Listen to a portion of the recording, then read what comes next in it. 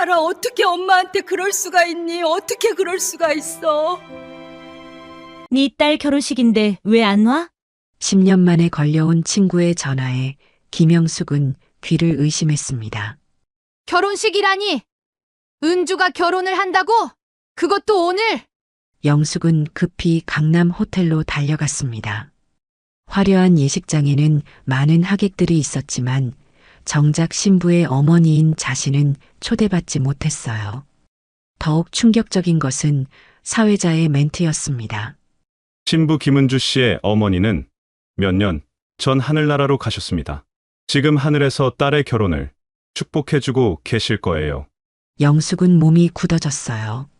자신이 죽었다는 소리였거든요. 하지만 이것은 단순한 가족 갈등이 아니었습니다. 그 뒤에는 더욱 충격적인 진실이 숨어 있었는데 과연 영숙은 이 모든 음모를 밝혀낼 수 있을까요? 영상 시청 전 구독과 좋아요 눌러주세요. 영상을 제작하는데 큰 힘이 됩니다. 김영숙은 새벽 5시부터 반찬 가게 준비를 시작했습니다. 62살의 나이에도 손놀림은 여전히 빨랐죠. 무청을 다듬고 콩나물을 씻어내는 일상이 벌써 20년째였습니다. 남편이 다른 여자와 떠난 뒤로 혼자서 딸 은주를 키우며 버텨온 세월이었어요.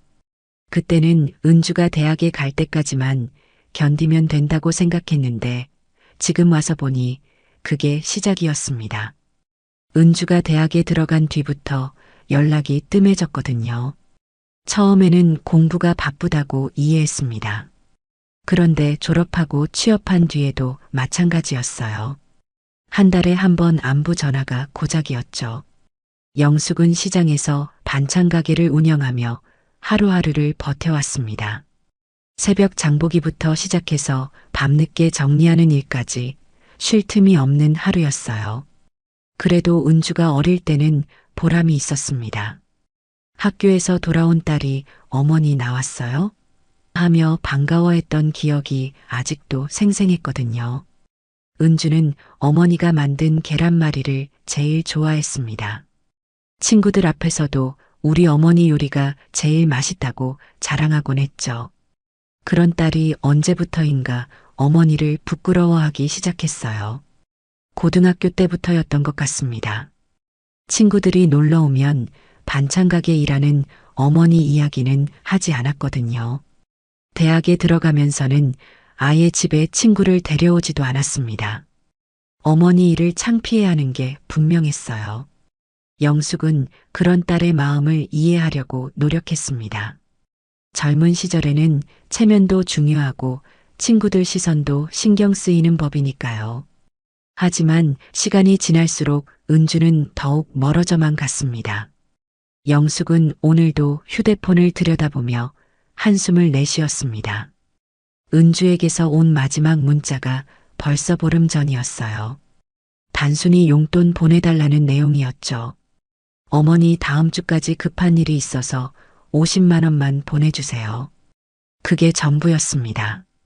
영숙은 바로 송금했지만 감사하다는 인사조차 없었어요. 영숙은 망설이다가 은주에게 전화를 걸었습니다. 벨이 여러 번 울린 뒤에야 딸의 목소리가 들려왔어요. 어머니 왜요? 은주의 첫마디부터 차갑게 느껴졌습니다. 마치 귀찮다는 듯한 톤이었어요. 그냥 목소리 듣고 싶어서 전화했어. 요즘 어떻게 지내니? 영숙이 조심스럽게 물었죠. 딸의 기분을 상하게 하지 않으려고 최대한 부드럽게 말했습니다. 바빠요. 회사 일이 많아서 정신없어요. 은주는 짧게 대답했습니다. 평소보다도 더 무뚝뚝한 느낌이었어요. 그래도 밥은 챙겨 먹고 있지? 어머니가 해준 밑반찬도 떨어져 가는데. 영숙이 걱정스럽게 말했어요. 지난번에 가져다 준 밑반찬이 벌써 한 달 전이었거든요. 괜찮아요. 회사 근처에서 사 먹고 있어요. 굳이 직접 만들 필요 없어요. 은주의 말에는 거리감이 묻어났습니다. 마치 어머니의 정성을 거부하는 듯 했어요. 영숙은 가슴이 답답해졌습니다. 그래도 집에서 만든 게 몸에 좋잖아. 시간 될 때 집에 와서 반찬도 가져가고 어머니도 보고 싶고 영숙이 애원하듯 말했죠. 목소리에는 간절함이 가득했습니다. 바쁘다니까요. 요즘 프로젝트 때문에 주말에도 출근해야 해요. 은주는 귀찮다는 듯이 대답했습니다. 어머니와 시간을 보내는 것 자체가 부담스러워 보였어요. 그럼 언제쯤 시간이 날까? 한 달에 한 번이라도. 영숙이 간절히 물었어요. 목소리가 떨리는 것을 애써 숨기려 했지만 쉽지 않았습니다. 모르겠어요. 상황 봐서 연락드릴게요. 그럼 저 끊을게요. 은주는 일방적으로 통화를 끝내버렸습니다. 뚜뚜뚜하는 끊어진 신호음만 남았어요. 영숙은 한참 동안 끊어진 전화기를 바라보며 서 있었습니다. 딸과의 대화는 늘 이런 식이었어요. 예전에는 그래도 대학 등록금이며 생활비 때문에라도 자주 연락했는데 취업 후에는 정말 필요할 때만 연락하더군요. 영숙은 무거운 마음을 달래며 다시 반찬 준비에 집중했습니다. 동네 단골 손님들이 곧 올 시간이었거든요. 이웃 김씨 아주머니가 가게로 들어왔어요. 영숙아, 오늘도 일찍 나왔네. 요즘 은주는 잘 지내? 김씨 아주머니가 반가운 듯 물었습니다. 그냥 바쁘게 지내죠 뭐. 요즘 젊은 애들은 다들 그래요. 영숙이 씁쓸하게 웃으며 대답했어요. 그래도 가끔은 집에 와야지. 어머니 보고 싶어 할 텐데. 김씨 아주머니가 걱정스럽게 말했죠. 영숙은 고개만 끄덕였습니다. 사실 은주가 자신을 보고 싶어 한다는 확신이 없었거든요. 오히려 자신이 부담스러워하는 것 같았어요. 그날 오후 늦게 영숙의 휴대폰이 울렸습니다. 화면을 보니 박순애라는 이름이 떠 있었어요. 10년 만에 받는 전화였습니다. 순애는 영숙의 중학교 동창이었죠. 예전에는 자주 만났는데 각자 가정사로 바빠지면서 연락이 끊어졌던 친구였어요. 여보세요? 영숙이 조심스럽게 받았습니다. 영숙아, 나 순애야. 박순애. 목소리가 반갑게 들려왔어요. 어머 순애야, 정말 오랜만이네. 어떻게 지냈어? 영숙도 반가워하며 물었죠. 그냥저냥 살고 있어. 그런데 영숙아, 네 딸 결혼식인데 왜 안 와? 순애의 말에 영숙은 귀를 의심했습니다. 뭐라고? 무슨 소리야? 영숙이 당황해서 물었어요. 은주 결혼식 말이야. 오늘 강남 그랜드 호텔에서 하던데. 우리 친척이 하객으로 갔다가 너한테 인사하려고 했는데 없더라고. 그래서 전화했어. 순애가 자연스럽게 설명했습니다. 영숙은 머리가 하얘졌어요. 결혼식이라니. 은주가 결혼을 한다고요? 그것도 오늘? 영숙이 떨리는 목소리로 물었죠. 너 모르고 있었어? 순애가 놀란 듯 반문했습니다. 영숙은 가슴이 무너지는 것을 느꼈어요. 딸이 결혼한다는 사실을 자신만 모르고 있었다니. 영숙아, 괜찮아? 순애가 걱정스럽게 불렀습니다. 영숙은 대답할 수 없었어요. 하늘이 무너지는 충격이었거든요. 영숙은 순애와의 통화를 끝내자마자 급히 가게 문을 닫았습니다. 손이 떨려서 자물쇠를 제대로 채우지도 못했어요. 강남 그랜드 호텔이라고 했죠. 택시를 잡으려 했지만 마침 지나가는 택시가 없었습니다. 버스를 타고 가기에는 너무 멀었어요. 결국 지하철을 타고 강남역으로 향했습니다. 지하철 안에서 영숙은 계속 생각했어요. 은주가 왜 결혼 사실을 숨겼을까? 그것도 어머니에게만. 시간이 지날수록 불안감이 커졌습니다. 혹시 자신이 딸에게 부끄러운 존재라서 그런 건 아닐까? 반찬 가게를 하는 어머니가 창피해서 결혼식에 부르지 않은 건 아닐까? 생각할수록 가슴이 아팠어요. 지하철 의자에 앉아 있는데도 다리에 힘이 빠지는 것 같았습니다. 은주가 어릴 때는 어머니 손을 꼭 잡고 다니며 우리 어머니가 제일 예쁘다고 자랑했는데 언제부터 이렇게 변한 걸까요? 강남역에 도착해서 택시를 탔습니다. 그랜드 호텔 가주세요. 영숙이 운전기사에게 말했죠. 결혼식 하시나요? 운전기사가 친근하게 물었습니다. 네, 딸 결혼식이에요. 영숙이 대답했지만 목소리에는 확신이 없었어요. 축하드려요. 딸 시집 보내는 마음이 어떠세요? 뿌듯하시겠어요. 운전기사가 웃으며 말했습니다. 영숙은 대답할 수 없었어요. 자신도 지금 어떤 마음인지 모르겠거든요. 뿌듯하기는커녕 가슴이 찢어질 것 같았습니다. 호텔에 도착하자 영숙은 입구부터 압도당했습니다. 화려한 대형 꽃바구니들이 줄지어 서 있었고 고급 외제차들이 발레 파킹 서비스를 받고 있었어요. 정장을 차려입은 하객들이 우아하게 걸어 들어가는 모습을 보니 영숙은 자신의 차림새가 초라하게 느껴졌습니다. 평소 입던 검은색 정장이었지만 다른 사람들과 비교하니 누추해 보였어요. 여자들은 모두 명품 핸드백을 들고 있었고 남자들은 비싼 시계를 차고 있었습니다. 영숙은 자신의 낡은 가방을 꼭 움켜쥐었어요. 용기를 내어 호텔 안으로 들어갔습니다. 로비는 정말 화려했어요. 샹들리에가 반짝이고 대리석 바닥이 윤이 날 정도로 깨끗했습니다. 천장이 높아서 목소리가 울려 퍼졌고 곳곳에 배치된 꽃장식이 향기를 내뿜고 있었어요. 안내 데스크에서 직원이 친절하게 물었어요. 어느 예식장으로 가세요? 김은주 씨 결혼식이요. 영숙이 떨리는 목소리로 말했습니다. 아, 네, 3층 크리스탈홀입니다. 엘리베이터 타고 올라가시면 돼요. 직원이 안내해 줬습니다. 엘리베이터를 타고 3층에 올라가니 정말 많은 사람들이 있었어요. 복도에도 하객들이 가득했습니다. 모두들 격식을 차린 옷차림이었고 대화하는 소리도 품위 있게 들렸어요.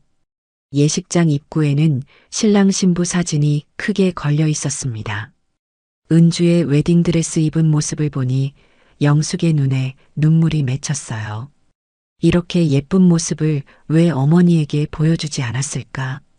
사진 속 은주는 정말 아름다웠습니다. 하얀 드레스가 잘 어울렸고 화장도 완벽했어요. 하지만 그 미소가 영숙에게는 낯설게 느껴졌습니다. 영숙은 하객들 틈에 섞여 예식장 안으로 들어갔습니다. 신부 쪽 하객석과 신랑 쪽 하객석이 나뉘어 있었는데 영숙은 어디에 앉아야 할지 몰랐어요. 신부 쪽에 앉으려니 아는 사람이 아무도 없었습니다. 그때 은주가 영숙을 발견했어요.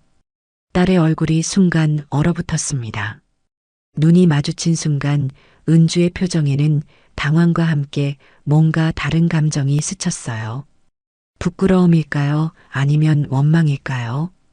은주는 당황한 듯 시선을 피하며 신랑에게 뭔가 급히 말했어요. 어머니가 왔어요. 어떡하죠? 은주의 입모양을 보니 그렇게 말하는 것 같았습니다. 신랑도 놀란 표정으로 영숙을 쳐다봤습니다. 키가 크고 잘생긴 남자였지만 영숙을 보는 눈빛이 차갑게 느껴졌어요. 시댁 식구들도 영숙을 보더니 서로 귓속말을 나누기 시작했어요. 신랑 어머니로 보이는 여자가 특히 불쾌한 표정을 지었습니다. 어머, 저 사람이 누구야? 왜 여기 있는 거지? 시댁 식구들의 대화가 영숙의 귀에까지 들렸어요. 분위기가 이상하다는 걸 영숙도 느낄 수 있었습니다. 그들의 표정에는 불편함이 역력했어요. 마치 예상치 못한 불청객이 나타난 것처럼 보였습니다. 영숙은 뒷자리에 조용히 앉았어요. 가슴이 두근거렸지만 딸의 결혼식이니까 끝까지 지켜보고 싶었습니다. 주변 하객들이 영숙을 힐끔힐끔 쳐다보는 게 느껴졌어요. 예식이 시작되자 사회자가 마이크를 잡았어요. 신랑 신부 입장에 앞서 양가 부모님께 인사드리겠습니다. 먼저 신랑 이정민 씨의 아버지 이상철님, 어머니 최영희님입니다. 박수 부탁드려요. 신랑 부모가 일어나 인사했습니다. 두 사람 모두 품위 있는 모습이었어요. 아버지는 고급 정장을 입었고 어머니는 한복을 단정하게 차려입었습니다. 그 다음 신부 김은주 씨의 아버지는 일찍 세상을 떠나셨고 어머니 역시 몇 년 전 하늘나라로 가셨습니다. 지금 하늘에서 딸의 결혼을 축복해주고 계실 거예요. 사회자의 말에 영숙은 몸이 굳어졌습니다. 어머니가 죽었다고요? 자신이 죽었다는 소리였어요. 하객들 중 일부가 웅성거렸습니다. 영숙을 아는 사람들이 있었던 거예요. 저 뒤에 앉은 분이 은주 어머니 아닌가요? 누군가 작은 소리로 말했습니다. 맞는 것 같은데요. 시장에서 반찬 가게 하시는 분이잖아요. 다른 사람이 대답했어요. 분명히 살아계신데 왜 돌아가셨다고 하는 거지? 또 다른 목소리가 들렸습니다. 시댁 식구들의 얼굴이 더욱 굳어졌습니다. 신랑 어머니가 급히 누군가에게 뭔가 지시하는 것 같았어요. 영숙은 이 모든 상황이 믿어지지 않았습니다. 딸이 자신을 죽은 사람으로 만들어버렸다니. 시댁 체면을 위해서 어머니를 없는 사람 취급한 거였어요. 사회자는 당황한 기색을 보이며 계속 진행했습니다. 그럼 이제 신랑 신부 입장하겠습니다. 웨딩 마치가 울려 퍼졌고 은주가 혼자서 버질로들을 걸어 내려왔어요. 아버지 역할을 해줄 사람도 없었습니다. 영숙은 눈물을 참을 수 없었어요. 딸의 가장 소중한 순간에 어머니는 이미 죽은 사람이었던 거죠. 영숙이 충격에 빠져 있을 때 누군가 어깨를 가볍게 두드렸습니다. 돌아보니 박순애가 서 있었어요. 순애는 영숙의 손을 잡고 예식장 한쪽 구석으로 이끌었습니다. 영숙아, 나와. 급한 얘기가 있어. 순애의 표정이 심각했어요. 두 사람은 예식장 밖 복도로 나왔습니다. 순애는 주변을 살피더니 가방에서 오래된 봉투를 꺼냈어요. 이거 내 것이야. 오래전에 내가 맡겨놨던 거 기억나? 순애가 봉투를 영숙의 손에 쥐어줬습니다. 영숙은 봉투를 받아들고는 기억을 되짚어봤어요. 아, 맞다. 이혼할 때 순애에게 맡겼던 서류들이었습니다. 혹시 몰라서 복사본을 만들어 친구에게 보관해달라고 했던 거였어요. 그때는 별 생각 없이 한 일이었는데 지금 와서 보니 잘한 일이었습니다. 이게 왜 지금 필요한 거야? 영숙이 물었어요. 순애는 한숨을 내쉬며 말했습니다. 영숙아, 내 딸이 큰일 날 뻔했어. 아니, 이미 큰일이 난 건지도 모르고. 무슨 소리야? 영숙이 당황해서 물었죠. 순애는 주위를 다시 한번 살핀 뒤 작은 목소리로 말했어요. 내가 우연히 알게 됐는데 은주 시댁에서 내 전 남편 재산을 노리고 있다더라. 영숙은 깜짝 놀랐습니다. 무슨 재산요? 우리 이혼할 때 남편이 가진 게 별로 없었는데. 그게 아니야. 내 전 남편이 숨겨놨던 재산이 있었어. 지방에 땅도 있고 명동에 건물도 있다던데. 순애의 말에 영숙은 더욱 놀랐어요. 그런 재산이 있었다면 왜 이혼할 때 숨겼을까요? 아마 재산 분할을 피하려고 그랬을 거야. 그런데 지금 은주 시댁에서 그 재산을 가로채려고 한다는 거지. 순애가 심각한 표정으로 설명했습니다. 영숙은 봉투를 열어봤어요. 안에는 정말로 이혼 합의서와 함께 몇 장의 서류가 들어 있었습니다. 토지 등기부등본과 건물 관련 서류들이었어요. 당시에는 이런 게 왜 필요한지 몰랐는데 지금 보니 중요한 증거였습니다. 순애가 또 다른 작은 봉투를 꺼냈어요. 이것도 가져가. 이게 더 중요해. 봉투를 열어보니 USB가 하나 들어 있었습니다. 이게 뭐야? 영숙이 물었어요. 녹음 파일이야. 은주 시댁에서 하는 대화를 녹음한 거라고.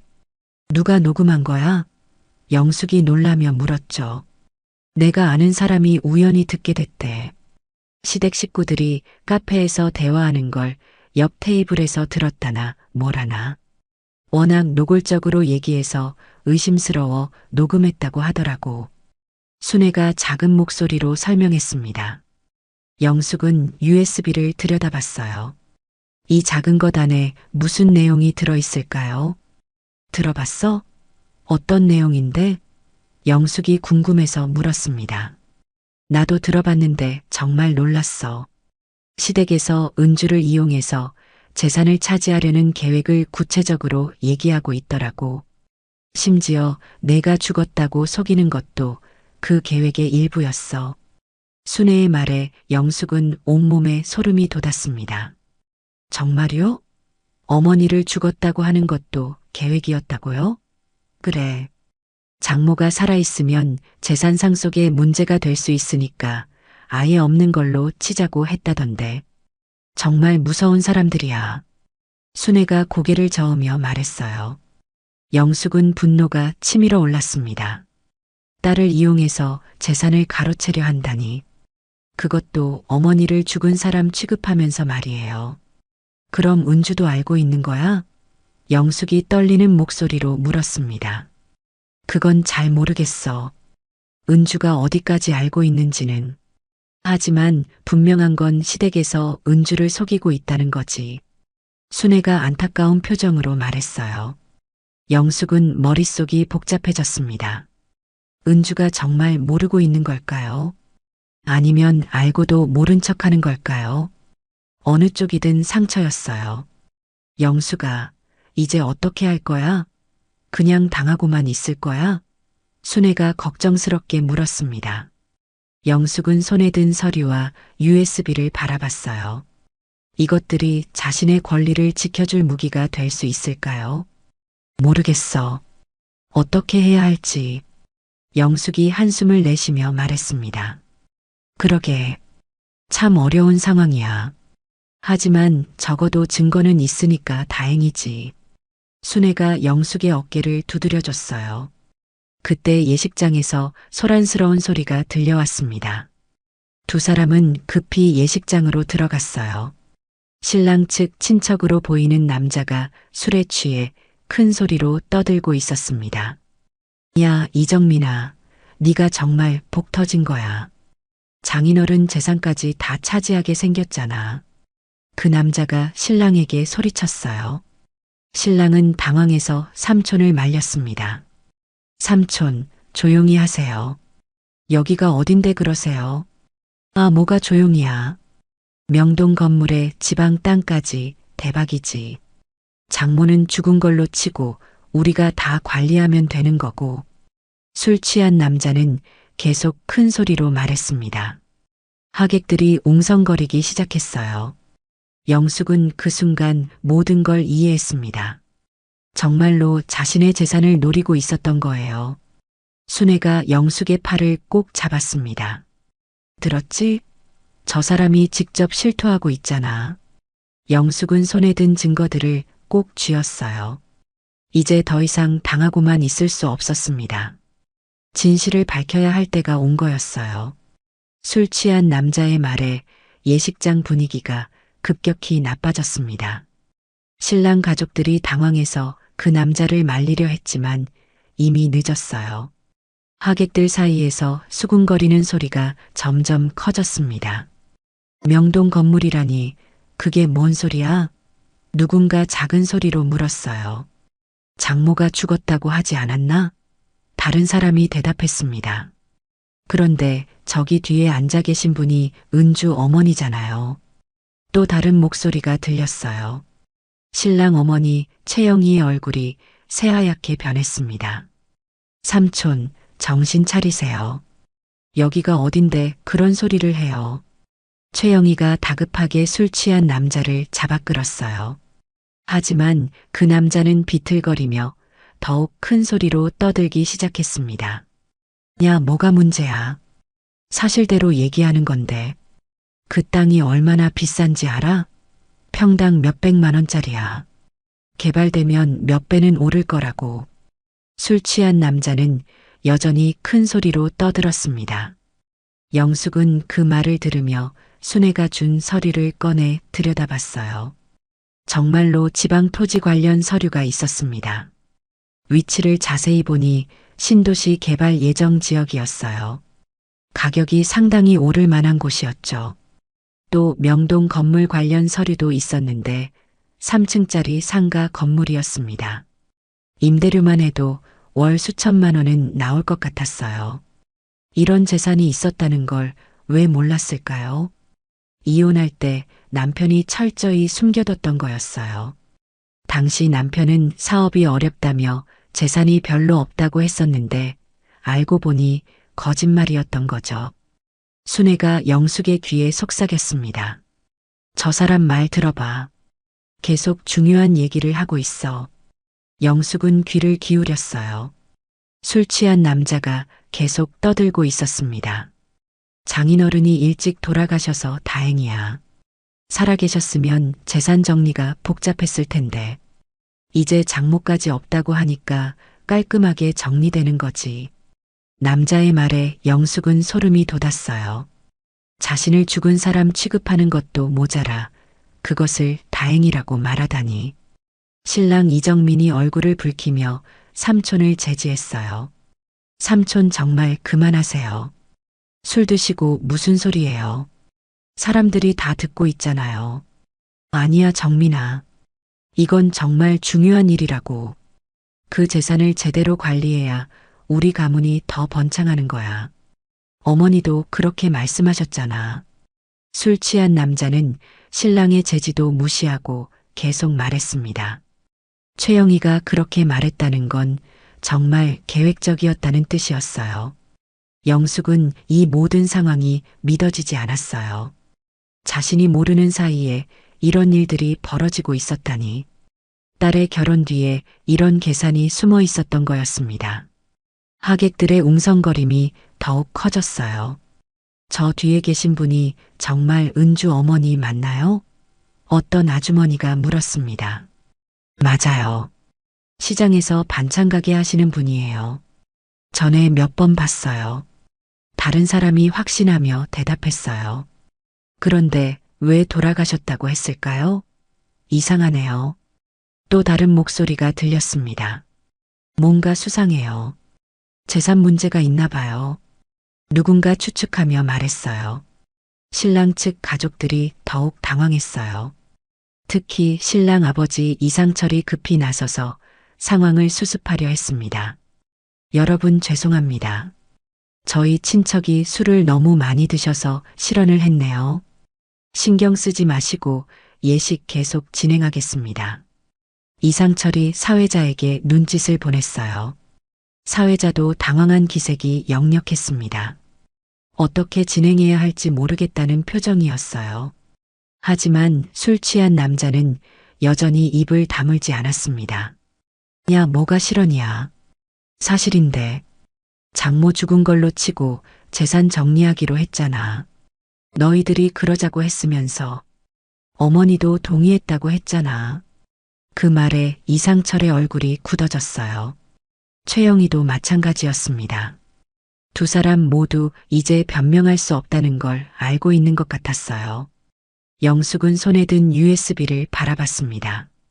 순의 말로는 이 안에 시댁 가족들의 대화가 녹음되어 있다고 했죠. 정확히 어떤 내용일까요? 아마 지금 술 취한 남자가 하는 말과 비슷한 내용일 거예요. 순애가 영숙의 팔을 가볍게 건드렸어요. 영숙아, 이제 뭔가 해야 하는 거 아니야? 저러다가 그냥 넘어가 버리면 어떡해. 하객들이 다 들었는데. 영숙은 깊게 숨을 들이마셨습니다. 정말로 나서야 할 때가 온 것 같았어요.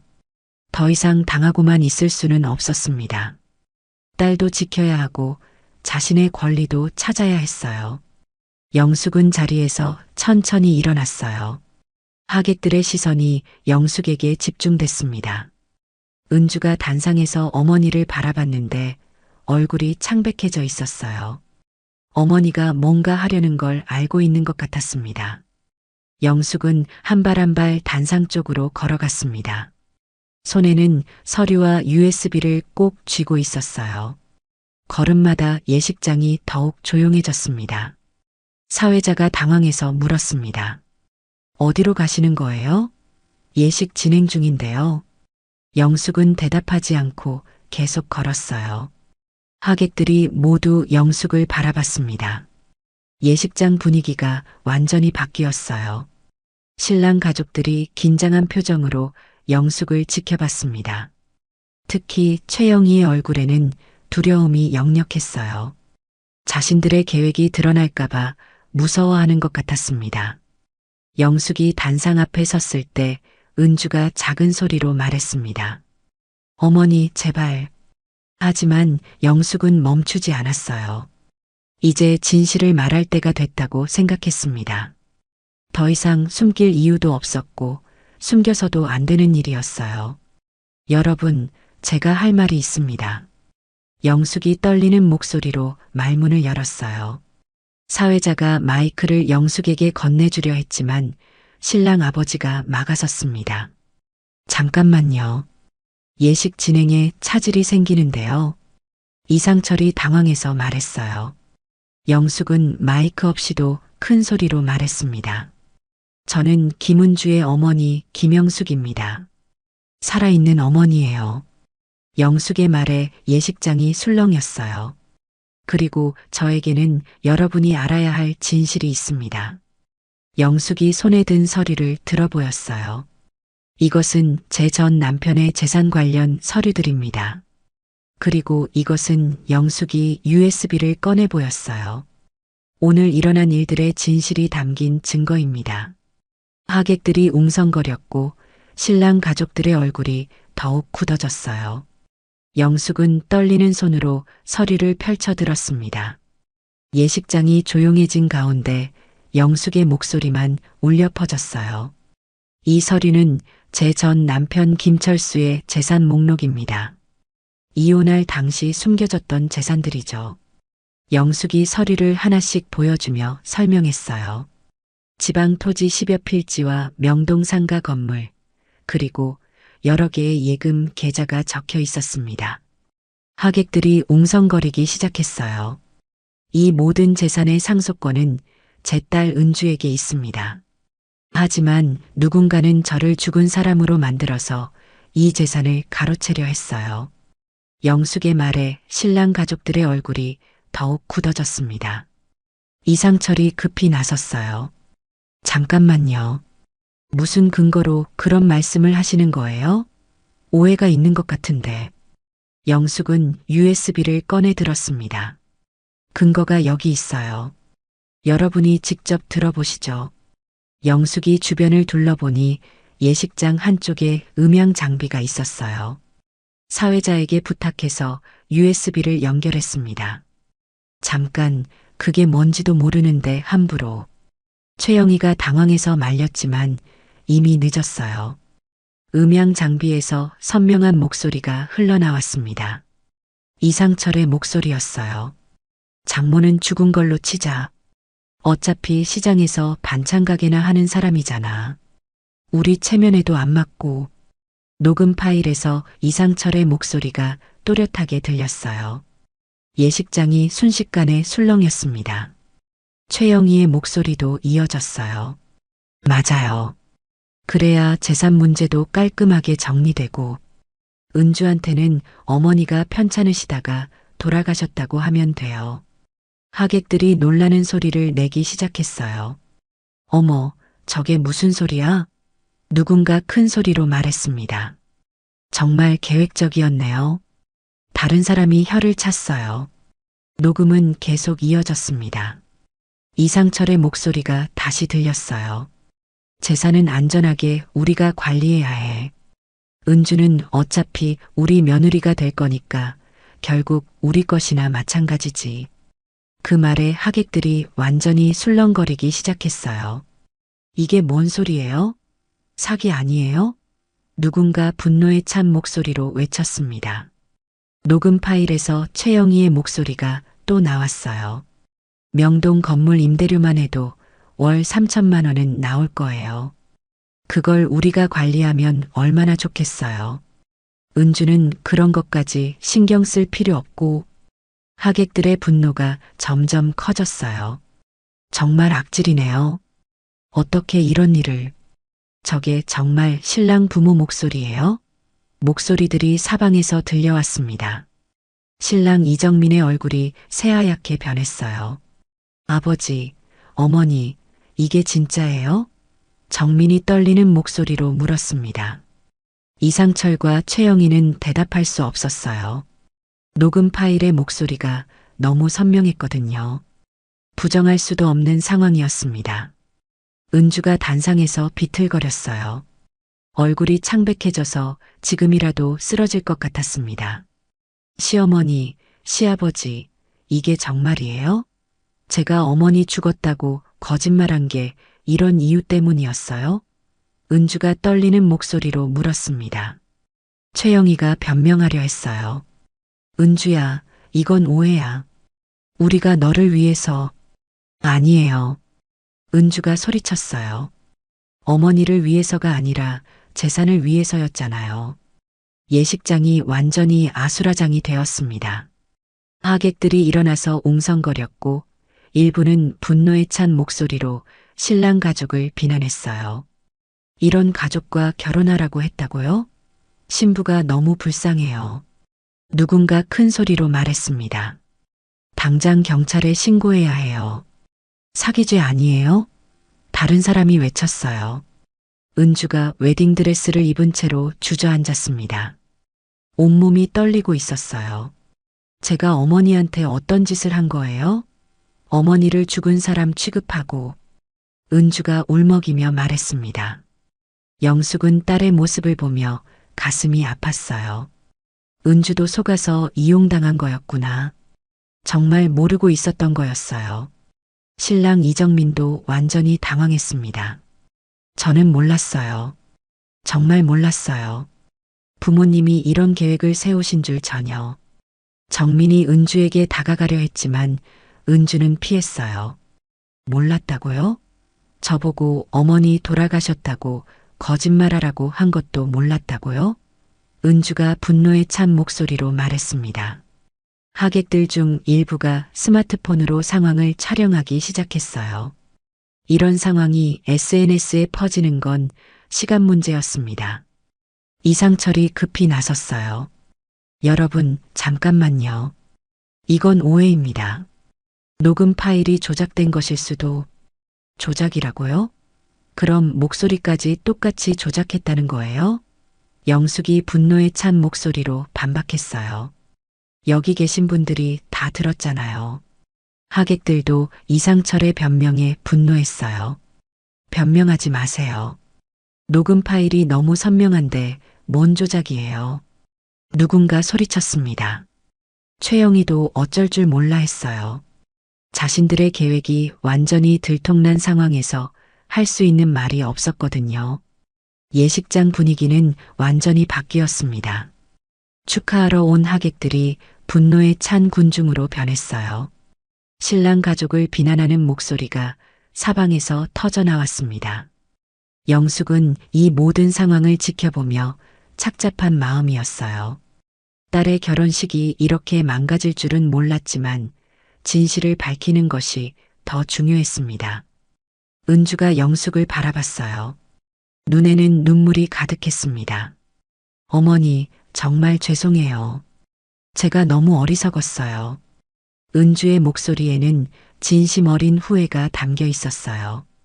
결혼식은 결국 파행으로 끝났습니다. 하객들이 하나둘 자리를 떠나면서 신랑 가족을 비난하는 목소리가 계속 들렸어요. 이런 가족 처음 봐요. 정말 무서운 사람들이네요. 누군가 고개를 저으며 말했습니다. 은주는 웨딩드레스를 입은 채로 울고 있었고 이정민은 어쩔 줄 몰라 하며 서 있었어요. 이상철과 최영희는 창피해서 고개도 들지 못했습니다. 영숙은 순애와 함께 예식장을 나왔어요.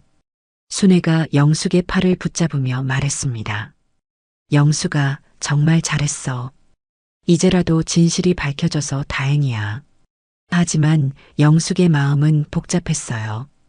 딸의 결혼식을 망쳐버린 것 같아서 미안했거든요. 며칠 뒤 영숙은 변호사 사무실을 찾았습니다. 순애가 소개해준 변호사였어요. 변호사는 영숙이 가져온 서류들을 꼼꼼히 살펴봤습니다. 이 정도면 충분한 증거가 됩니다. 재산 은닉과 사기 미수로 고발할 수 있어요. 변호사가 자신 있게 말했어요. 정말 그럴 수 있나요? 영숙이 조심스럽게 물었습니다. 물론입니다. 녹음 파일까지 있으니까 승산이 충분해요. 법원에 가서 정식으로 소송을 제기해 봅시다.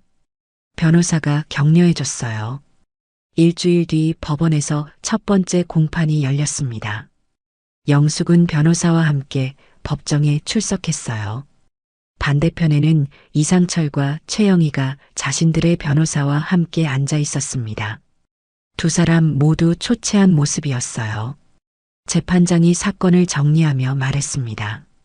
피고인들이 혼인을 빌미로 피해자의 재산을 가로채려 했다는 혐의입니다. 먼저 증거를 살펴보겠습니다.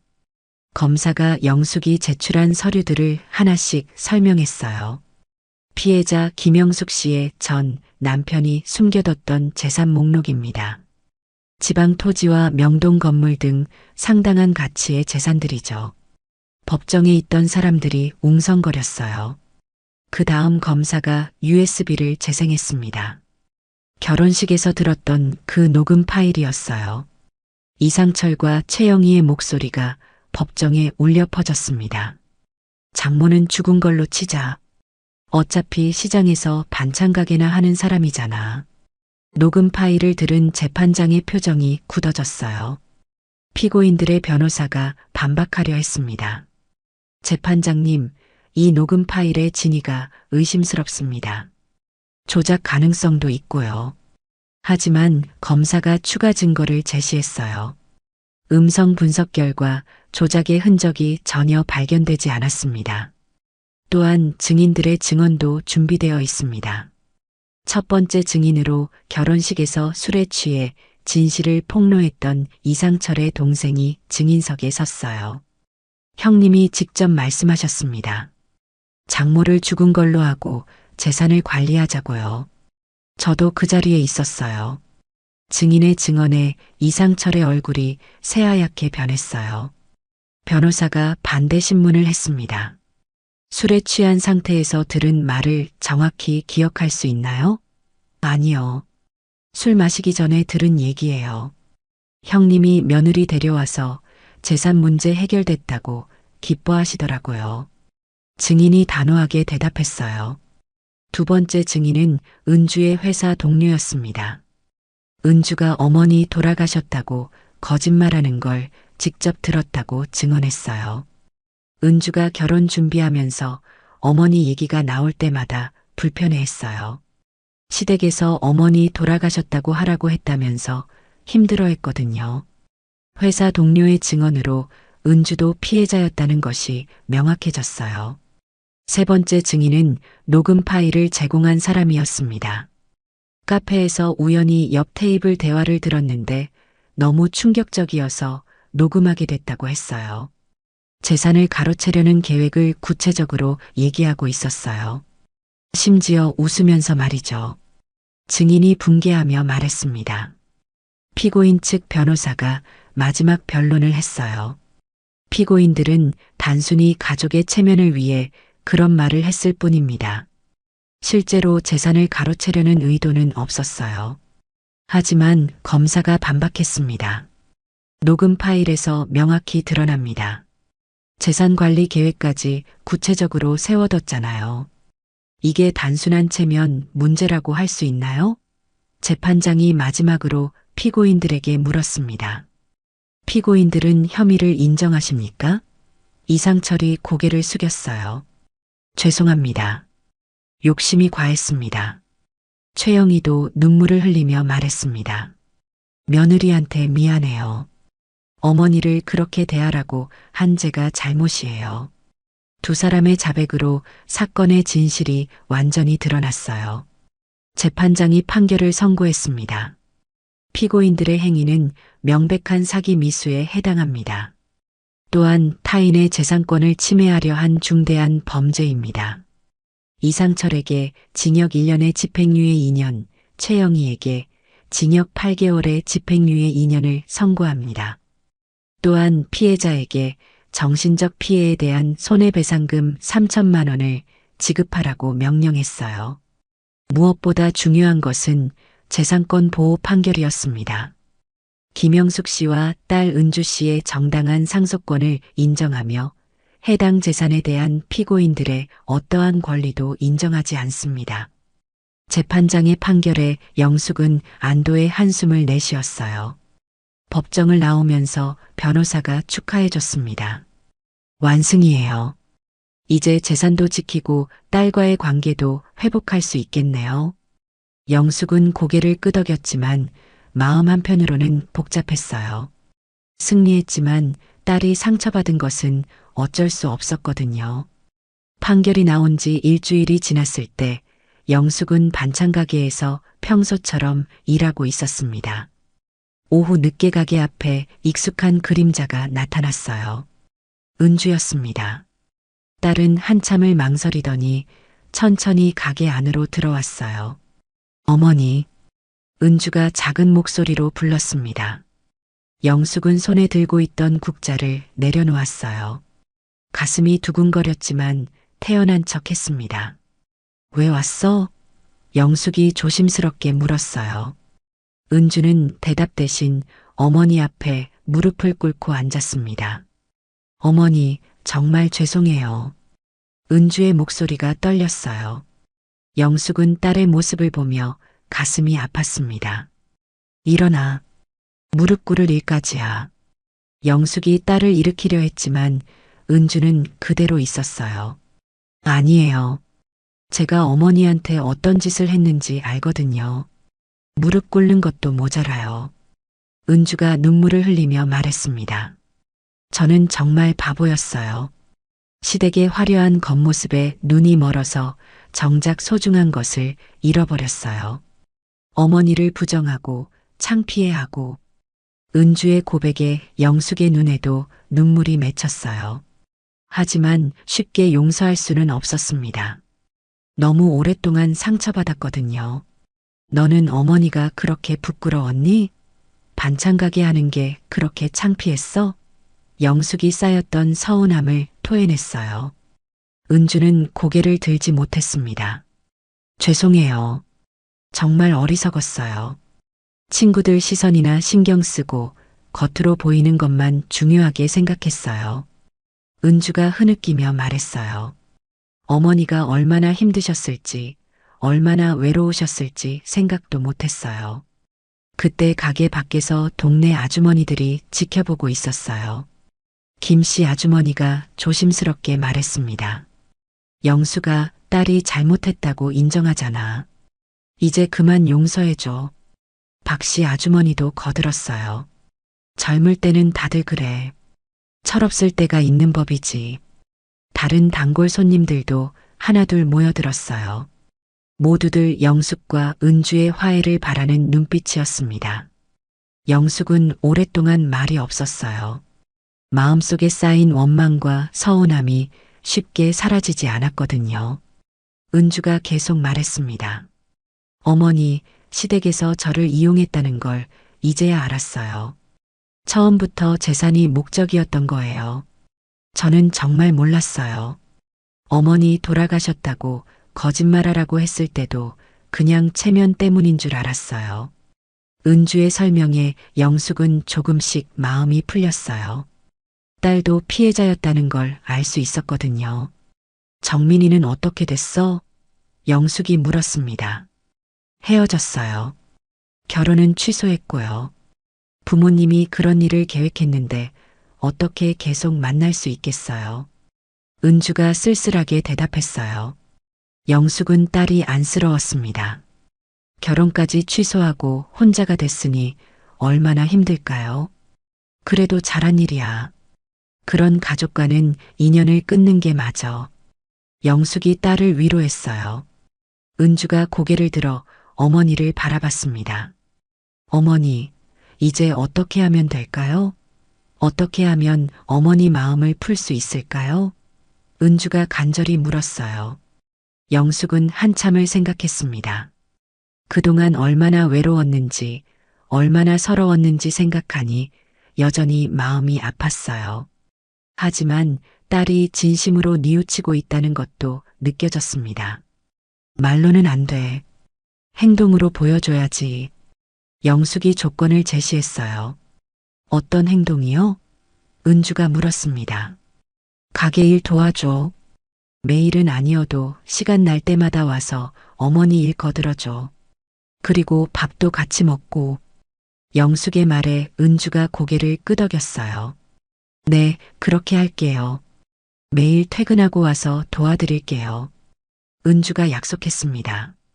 그날부터 은주는 정말로 매일 가게에 나왔어요. 처음에는 서툴렀지만 점차 일에 익숙해졌습니다. 반찬을 포장하고 손님 응대하고 설거지까지 도맡아 했어요. 영숙은 딸의 변화를 지켜보며 조금씩 마음을 열었습니다. 어머니, 오늘 매출이 괜찮네요. 은주가 하루 매출을 정리하며 말했어요. 요즘 손님들이 많이 늘었어. 내가 와서 도와주니까 일이 훨씬 수월해졌거든. 영숙이 대답했습니다. 동네 사람들도 은주의 변화를 인정했어요. 김씨 아주머니가 말했습니다. 은주가 정말 달라졌네. 예전에는 코도 안 꿰어줬는데 이제 인사도 잘하고 일도 열심히 하고 박씨 아주머니도 거들었어요. 역시 어머니 딸이야. 마음만 먹으면 얼마든지 변할 수 있는 거지. 저녁에는 모녀가 함께 밥을 먹었습니다. 영숙이 직접 만든 반찬으로 차린 소박한 식탁이었지만 따뜻했어요. 어머니, 이 김치찌개 정말 맛있어요. 어떻게 만드는 거예요? 은주가 물었습니다. 배우고 싶어? 그럼 내가 가르쳐 줄게. 영숙이 웃으며 대답했어요. 오랜만에 보는 어머니의 웃음이었습니다. 은주도 덩달아 웃었어요. 네, 배우고 싶어요. 어머니 요리를 다 배워서 나중에 제가 해드릴게요. 시간이 지나면서 모녀 사이의 관계가 점점 회복됐습니다. 서로 대화도 많아졌고 웃음도 늘어났어요. 영숙은 딸과 함께하는 시간이 얼마나 소중한지 새삼 깨달았습니다. 어머니, 정말 죄송했어요. 그리고 고마워요. 용서해 주셔서. 은주가 진심으로 말했어요. 이제 됐어. 앞으로만 잘하면 돼. 영숙이 딸의 손을 잡았습니다. 상처는 컸지만 치유되고 있었어요. 모녀의 관계가 예전보다도 더 단단해지는 것 같았습니다. 한 달이 지나자 영숙의 일상은 완전히 달라져 있었습니다. 은주가 매일 가게에 나와서 도와주니까 일이 훨씬 수월해졌어요. 무엇보다 딸과 함께하는 시간이 행복했습니다. 어머니, 오늘 새로 나온 멸치볶음 어떠세요? 손님들 반응이 좋던데요. 은주가 웃으며 물었어요. 영숙도 미소를 지었습니다. 내가 도와주니까 새로운 반찬도 만들 수 있게 됐어. 예전에는 혼자서 하느라 여유가 없었거든. 모녀의 대화를 듣던 김씨 아주머니가 흐뭇하게 말했어요. 영숙이 정말 달라졌어. 표정도 밝아지고 가게도 활기가 넘치고 박씨 아주머니도 거들었습니다. 은주가 효녀가 됐네. 어머니 일 도와주고 얼마나 기특한가. 동네 사람들의 칭찬에 영숙은 뿌듯했어요. 이번 일을 겪으면서 자신이 얼마나 강한 사람인지 깨달았거든요. 더 이상 누구에게 기죽지 않는 당당한 여자가 된 기분이었습니다. 반찬 가게에 손님들이 부쩍 늘었어요. 영숙의 용기 있는 행동이 입소문을 타면서 사람들이 찾아오기 시작한 거였습니다. 이 가게 사장님이 그 유명한 분이시죠? 결혼식에서 진실 밝혀내신 분. 새로운 손님이 물었어요. 영숙은 쑥스러워하며 대답했습니다. 그냥 당연한 일을 했을 뿐이에요. 당연한 일이라니요. 정말 대단하세요. 저 같으면 엄두도 못 냈을 텐데. 손님이 감탄하며 말했어요. 그런 손님들 덕분에 매출도 전보다 2배 가까이 늘었습니다. 은주가 장부를 정리하며 말했어요. 어머니, 이번 달 매출이 정말 좋아요. 전에 비해 거의 2배예요. 영숙은 만족스러웠습니다. 경제적으로도 여유가 생기고 딸과의 관계도 회복되고 무엇보다 자신감을 되찾은 게 가장 큰 수확이었어요. 어머니, 제가 정말 바보였죠. 이렇게 자랑스러운 어머니를 두고도 부끄러워했다니. 은주가 반성하며 말했습니다. 영숙은 딸의 손을 잡았어요. 이제 그런 얘기 하지 마. 사람은 누구나 실수할 수 있어. 중요한 건 깨달았을 때 고치는 거지. 은주는 정말로 변했습니다. 예전처럼 허영심을 부리거나 남의 시선을 의식하지 않았어요. 대신 어머니를 도우며 진짜 가치가 무엇인지 배워가고 있었습니다. 어머니, 김치찌개 끓이는 법 다시 한번 알려주세요. 어제 해봤는데 맛이 좀 이상했어요. 은주가 진지하게 물었어요. 영숙은 기꺼이 요리를 가르쳐줬습니다. 양념을 넣을 때 순서가 중요해. 마늘을 먼저 볶고 그 다음에 김치를 넣어야 돼. 모녀가 함께 요리하는 모습을 보며 동네 사람들도 흐뭇해했어요. 저녁 무렵 가게 정리를 마치고 집으로 돌아가는 길에 은주가 말했어요. 어머니, 제가 지난 몇 년 동안 정말 어리석었어요. 겉으로 번지르르한 것만 쫓아다니느라 정작 소중한 걸 놓쳤어요. 영숙은 딸의 말을 들으며 생각했습니다. 이번 일을 통해 배운 게 많았어요. 부모를 버리는 자식은 결국 스스로를 망치게 된다는 것 하지만 진심으로 뉘우치는 사람에게는 언제든 새로운 기회가 온다는 것.